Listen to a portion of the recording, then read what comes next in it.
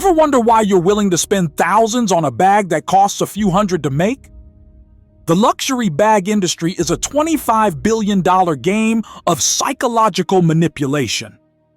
Today, I'm uncovering the 15 brands that have mastered the art of making you believe you need their overpriced accessories. These aren't just bags, they're masterclasses in marketing deception. Let's start with Hermes and their infamous Birkin. Did you know there's actually no waiting list? That's right, the 5-year wait list is a carefully crafted myth.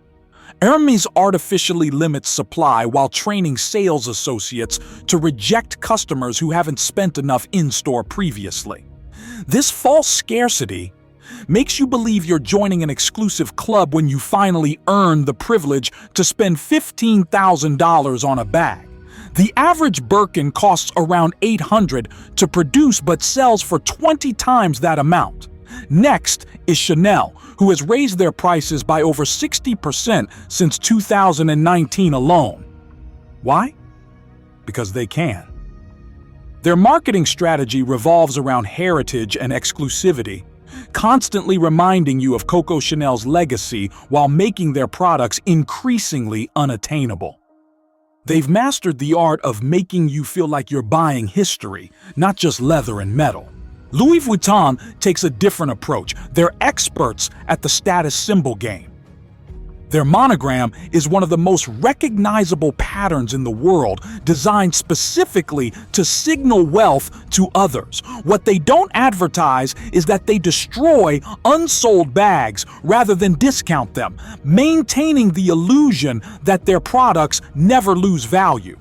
They'd literally rather burn a bag than let its perceived value diminish.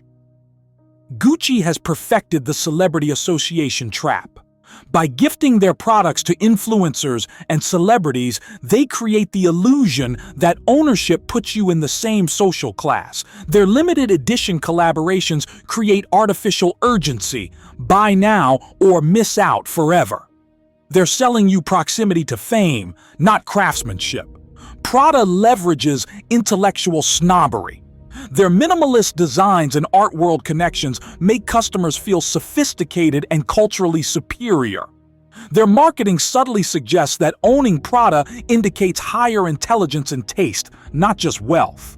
They're selling you the idea that you're too smart for flashy logos, while charging just as much. Dior has perfected nostalgia marketing. By constantly referencing their golden age under Christian Dior, they make you believe you're buying into a more elegant era.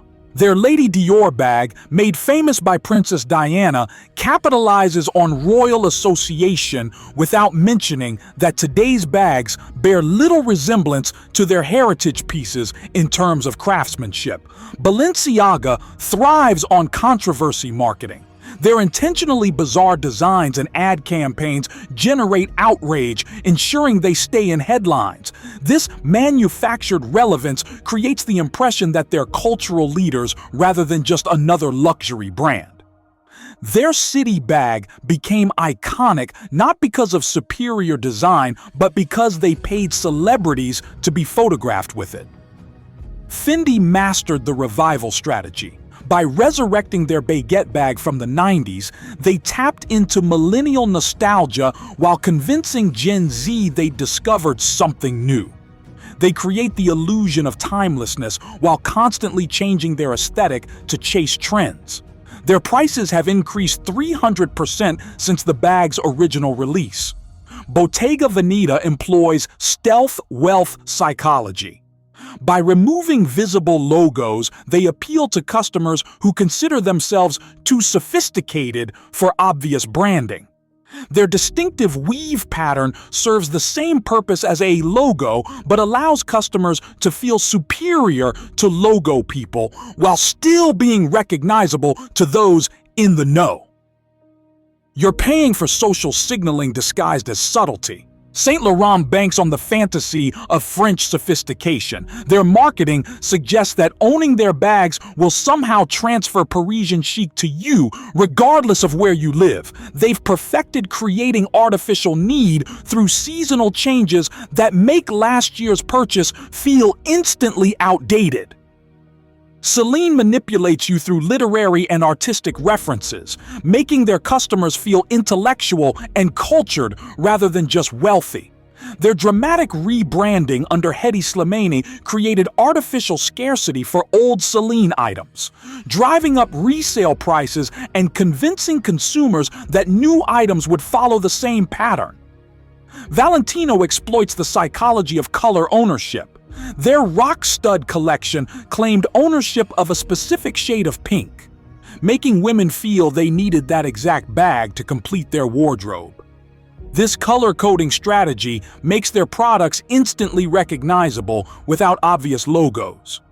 Loewe positions themselves as an insider secret, less recognizable than major brands but actually owned by the same luxury conglomerates.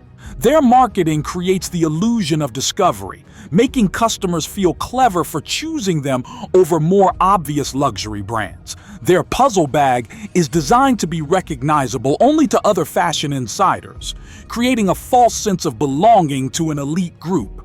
Goyard perfected the anti-marketing strategy. By refusing e-commerce and limiting their presence, they create mystique that drives desire. They don't advertise because their actual quality wouldn't justify their prices. Instead, they rely on whispered exclusivity and the fact that you can't easily compare them to competitors. Finally, Bvlgari has mastered the art of making you believe their bags are investments rather than depreciating assets. Unlike watches or jewelry, most designer bags lose value immediately. But their marketing suggests otherwise, presenting regular purchases as building a collection rather than consumption. The truth? Most luxury bags depreciate by 20 to 30% the moment you leave the store. The materials in a $5,000 bag typically cost less than $500. You're not paying for quality, you're paying for marketing, psychological manipulation, and the temporary high of acquisition. If you've ever fallen for these tactics, don't feel bad. These brands spend billions engineering desire. But now that you know their games, maybe you'll think twice before your next purchase.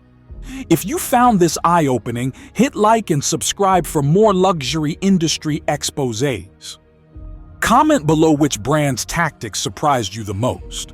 And share this with that friend who's always showing off their latest designer purchase. They might need this reality check. See you in the next video where we'll continue pulling back the curtain on luxury marketing.